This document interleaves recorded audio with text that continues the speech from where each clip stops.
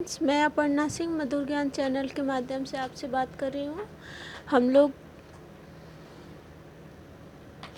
लोग विटामिन्स पढ़ रहे थे। विटामिन्स में हम लोगों ने विटामिन ए कंप्लीट कर लिया। अब मैं वसा में घुलनशील विटामिन डी के बारे में आज बताना चाहूँगी आप लोगों को। तो थोड़ा सा मैं पहले चर्चा कर लूँ। विटामिन डी की खोज मेलम्बी ने 1919 में किया था। तो मेलम्बी के सिवा और भी कई वैज्ञानिक हैं जिन्होंने विटामिन डी का अध्ययन किया है। एक मैकुलम है। मैकुलम ने 1922 ईस्वी में जो है कि मछली के तेल में पाए जाने वाले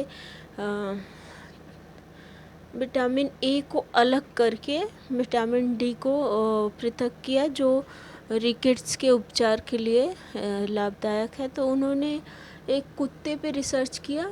कुत्ते पे उसको रिकेट्स की प्रॉब्लम थी हड्डियों में, उसको चलने फिरने में दिक्कत हो रही थी। तो जब उसको मछली का तेल दिया गया, उसमें से विटामिन ए को निकाल के पृथक करके, तो उसमें सुधार देखने को मिला। तो इससे मतलब उन्होंने इसका पता लगाया कि रिकेट्स की खोज मतलब रिकेट्स के दवा के रूप में विटामिन डी कारगर है। तो आइए चलिए देख लेते हैं विटामिन डी।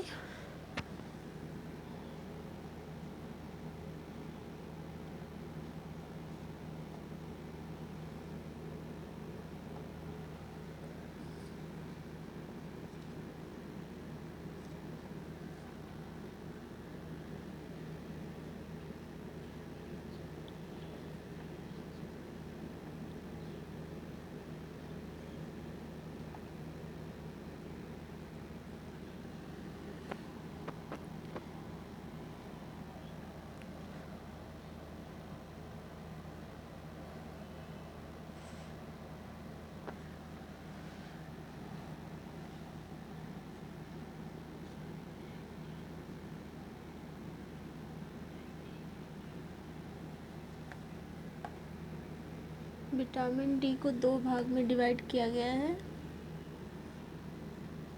विटामिन D2 और विटामिन D3।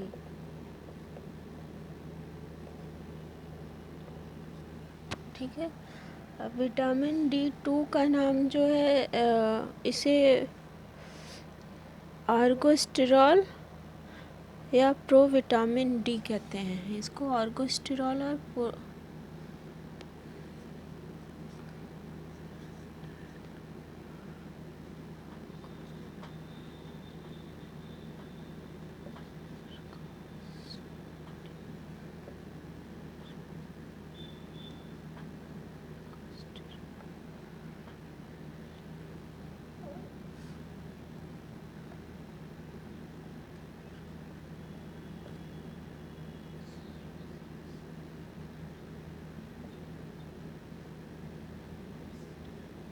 ठीक है, इसका नाम आर्गोस्टेरॉल या प्रोविटामिन डी होता है।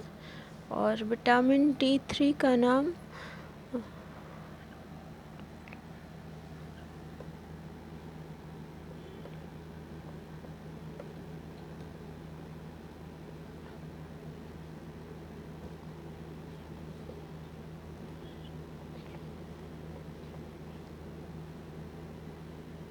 डिहाइड्रोकोलेस्ट्रॉल होता है। ये जो डिहाइड्रोकोलेस्ट्रॉल होता है वो हमारे स्किन के निचली परत पे रहता है। तो जब हम सूर्य के प्रकाश में जाते हैं तो ये जो सूर्य की पराबैंगनी किरणें होती हैं उसके प्रभाव में आते ही जो कोलेस्ट्रॉल होता है वो विटामिन डी में परिवर्तित हो जाता है। आगे चलते हैं। इसका इसकी एक विशेषता होती है कि ये शुद्ध रवे की फॉर्म में दिखता है।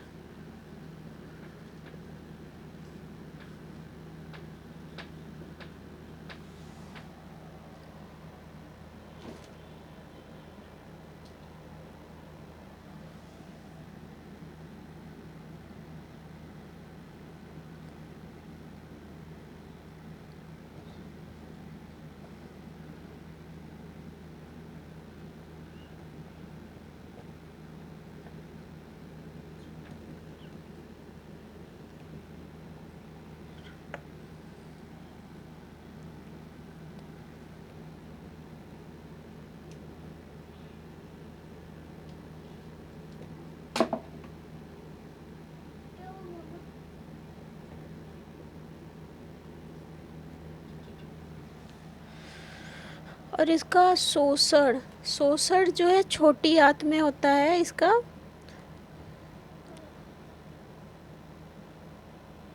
और ये जो है पित्त में, जो पित्त रस होता है उसके अवशोषण में, पित्त रस में वसा के अवशोषण में सहायता करता है।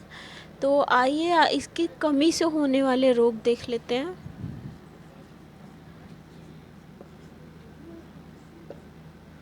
फर्स्ट है रिकेट्स।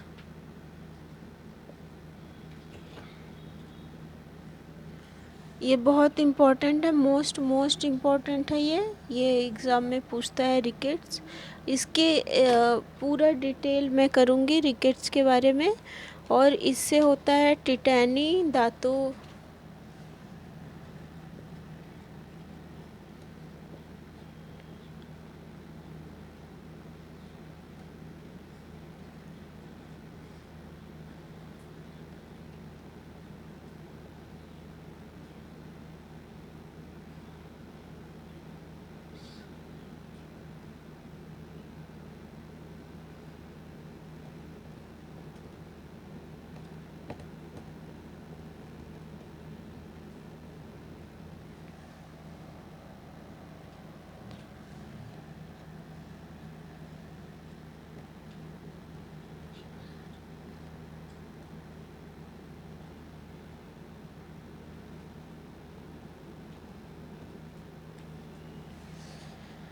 एक बात बिल्कुल ध्यान रखने वाली बात है कि जो है कि जो ये विटामिन डी होता है ये कैल्शियम, फास्फोरस और मैग्नीशियम के अवशोषण में सहायता करता है।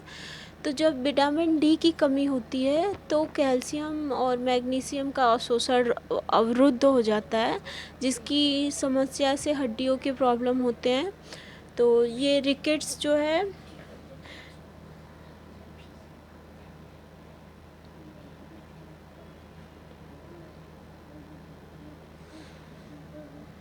ये रिकेट्स जो है हम लोग इसको अच्छे से 6 माह से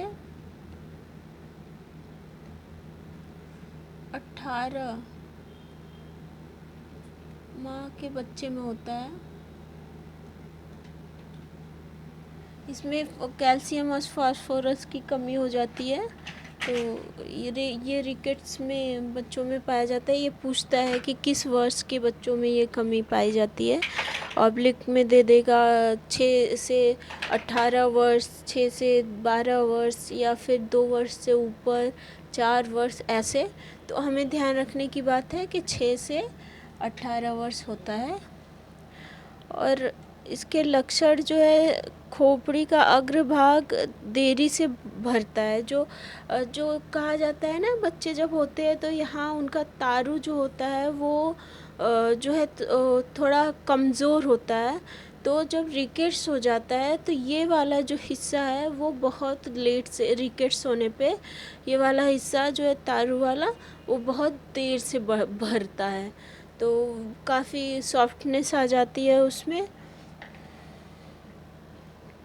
और जो सर का जो अस्थि होता है, सर की जो हड्डियां होती है वो टेढ़ी मेढ़ी होती हैं। तो वो भी रिकेट्स के ही उसमें आता है। आगे चलते हैं। टिटैनी। टिटैनी जो है एक दांत की जो है वो है, दांत जो दांत होते हैं उसके बीच में छेद हो जाता है। और जो दांत होते हैं वो ऊबड़ खाबड़ होते हैं, उसे टिटैनी कहते हैं। और दांत का असमय सड़ना, गिरना, जैसे छोटे बच्चों में ही ये चीज़ें पाई जाती है कि दांत पीला हो गया या सड़ गया, गिर गया। तो ये सब समस्या विटामिन डी की ही कमी से पाई जाती है। अस्थि मृदुलता, जैसे कि अस्थियाँ एकदम कमज़ोर हो जाती हैं, धीरे धीरे से भी गिरने पे वो टूट जाती हैं। तो ये इसके अस्थि मृदुलता के कारण होता है, जो विटामिन डी की कमी के कारण होता है। देखिए, विटामिन डी हमें पर्याप्त मात्रा में वैसे भी मिल जाता है सूर्य के प्रकाश में। तो इससे अलग से लेने की ज़रूरत नहीं पड़ती है।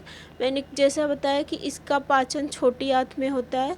तो जो भी एक्स्ट्रा होता है वो सेशांत के माध्यम से या टॉयलेट के माध्यम से वो बाहर हो जाता है। तो आज के लिए इतना ही। अगर वीडियो पसंद आए तो लाइक और सब्सक्राइब करिए। धन्यवाद।